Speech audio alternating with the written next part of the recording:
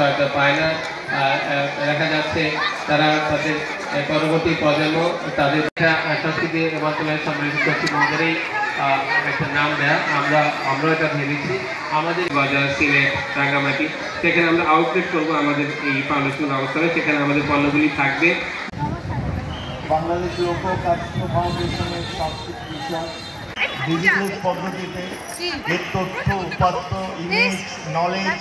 বাংলাদেশ লোক কারুশিল্প ফাউন্ডেশনের উপপরিচালক প্রবীণ দায়িত্ব জনাব নাসিম ইসলাম অবি।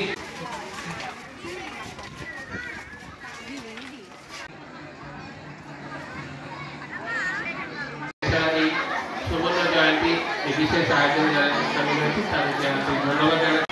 আমরা চাচ্ছি আমাদের ট্রেডিশনের সাথে মডার্নিটি একটা ব্লেন্ডিং করে যাতে এই পণ্যগুলি আমাদের সীমিত রাখতে চাই না। আমাদের আলটিমেট গোল হচ্ছে আমাদের এই লোক কারুশিল্পীদের মধ্যে যেহেতু সংস্কৃতি বিষয় মন্ত্রণালয়ের সম্মিলিত মধ্যে আছেন আমাদের করতে চাই যে কোনো ধরনের প্রকল্পে সকল ধরনের পলিসিগত এবং অন্যান্য যা রিসোর্সের সহযোগিতা সেটি দেওয়ার জন্য আমাদের মন্ত্রণালয় সবসময় প্রস্তুত। বিশেষ করে আমাদের উপদেষ্টা মহোদয়, আমাদের সচিব মহোদয় তারা সবসময় চান যে সংস্কৃতি বিষয়ক মন্ত্রণালয় বাংলাদেশের সমস্ত মন্ত্রণালয়ের মধ্যে একটি উজ্জ্বলতম মন্ত্রণালয় হিসেবে থাকুক তার কাজকর্মের মধ্য দিয়ে। এবং আমি অত্যন্ত প্রতীতির সঙ্গে বলতে চাই যে আপনাদের ফাউন্ডেশন খুব ভালো হতে রয়েছে, তার সভাপতি খুবই যোগ্য মানুষ।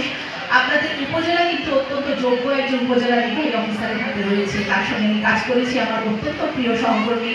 কাজে এই সকল কম্বিনেশনের মধ্য দিয়ে আমি আশা করি যে আমরা যা যা পরিকল্পনা করেছি সেটি আমরা সার্থকভাবে লক্ষ্য করতে সমর্থ হব।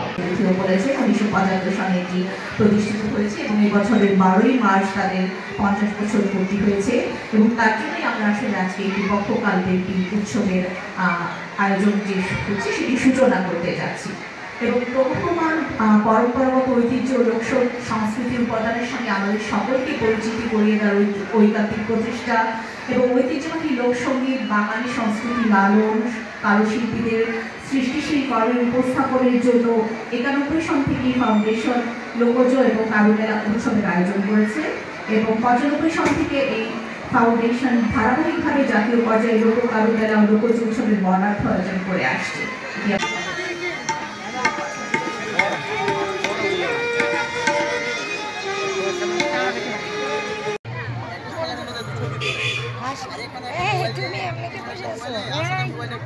আরে